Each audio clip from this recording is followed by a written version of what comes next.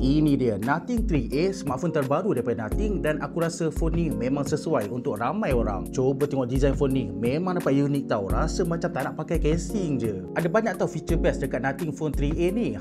Jom aku tunjuk korang. First kali, dia punya design memang cantik tau. Ini style transparent, boleh nampak dalam. Ini warna putih tau. Ada lagi dua color, warna hitam dengan warna biru. Dekat sini ada tulis Nothing. Lepas tu cuba tengok, si ada skru-skru tau. Nampak macam robot. Untuk display pula, dekat sini ada 6.77 inci 120Hz AMOLED display tau. Memang betul-betul terang tau skrin ni. So kalau korang nak pakai dekat luar, dekat outdoor, dekat bawah cahaya matahari, still boleh nampak dengan jelas. Untuk dia punya kamera pun ada upgrade tau. Sebab Nothing 2A tahun lepas pakai dual kamera je, tahun ni pakai triple kamera. Dekat sini ada 50MP main kamera, 50MP telephoto kamera dan 8MP ultra wide. Aku memang puas hati lah dengan hasil gambar daripada kamera ni, sebab dia punya gambar memang dapat jelas dan sharp. Lepas tu dia punya warna sangat punchy tapi tak terlalu oversaturated. Kalau korang nak main telefoto pun best tau, sebab dekat sini ada 2x optical zoom. So kalau korang nak zoom gambar memang okey lah, boleh nampak dengan jelas walaupun korang dah zoom jauh-jauh. Kalau korang nak ambil gambar ultra wide pun boleh tau, tapi dia kurang sharp sikit lah sebab dia cuba pakai 8MP sensor. Dari segi bateri pula memang besar tau. Dekat dalam ni ada 5000mAh bateri siap dengan 50W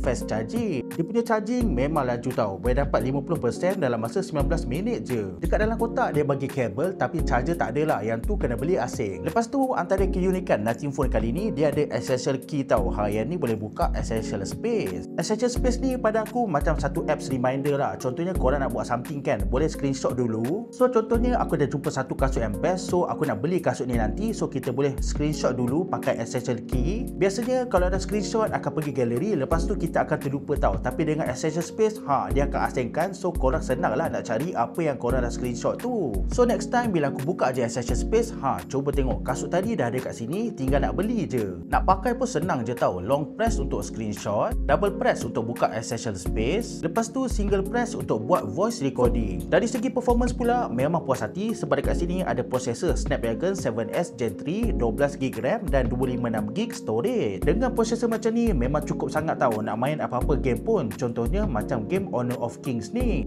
Tembak dia. Boom boom boom. Piu piu piu piu. Lepas tu antara feature yang unik dekat phone Nothing ni, dia ada lampu glyph tau dekat bahagian belakang untuk notification.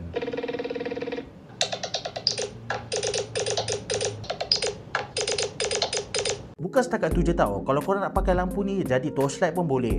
Cuba tengok tu, memang terang weh. Pada pendapat aku, Nothing Phone 3A ni bukan setakat ada spek yang best, tapi dia punya design pun memang cantik, sesuai untuk semua peringkat umur. So kalau korang dah bosan dengan smartphone brand lain yang pakai design sama je setiap tahun, boleh try Nothing Phone 3A ni.